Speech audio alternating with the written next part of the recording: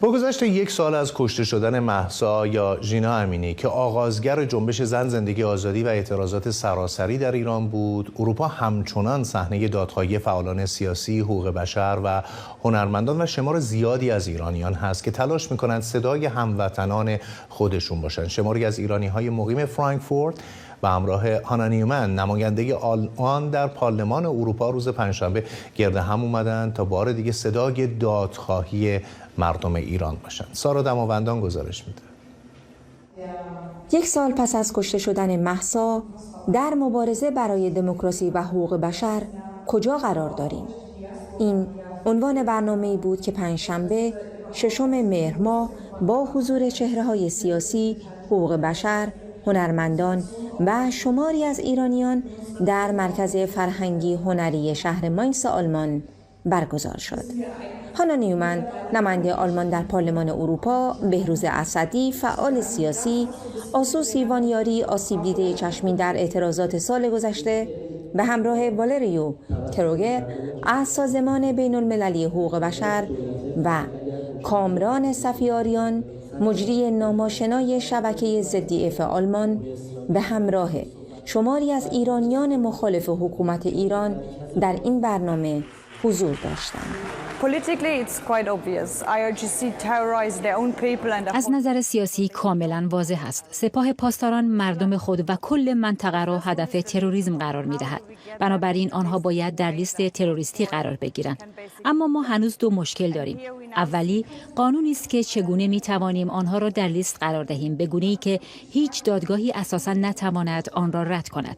در اینجا شاهد تعداد فزاینده‌ای از پرونده‌ها علیه نهادهای وابسته به سپاه پاسداران در اتحادیه اروپا هستیم.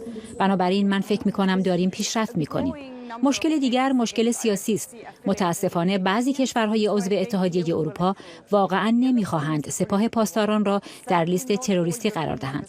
در اینجا برای افزایش فشار بر سپاه نیاز به فشار از سوی جامعه مهاجر و همچنین از سوی کسانی داریم که در حوزه سیاسی فعال هستند.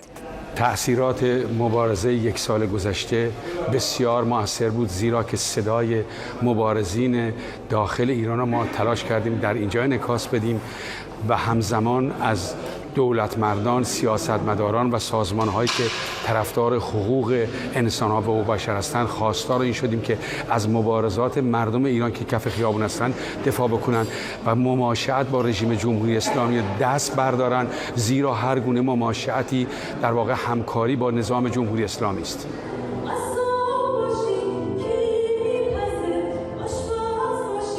اجرای ترانه و پرفورمنس اعتراضی یکی دیگر از برنامه‌هایی بود که شب گذشته اجرا شد. گنجشکک اشیمشی یکی از اجراهایی بود که یاد فرهاد مهراد، خواننده‌ای که زیر تیغ سانسور حکومت برای همیشه خاموش شد، را بار دیگر زنده کرد. ترانه‌ای که در طی یک سال گذشته به مراتب از سوی هنرمندان و معترضان به حکومت ایران اجرا شده است. حکومت ایران اگرچه در طول یک سال گذشته با سرکوب خشونتبار تلاش کرده صدای مخالفان خود را در داخل خفه کند، اما ایرانیان برون مرز همواره در تلاشند امتداد صدای هموطنان خود باشند. سارا دماوندان، صدای آمریکا، آلمان.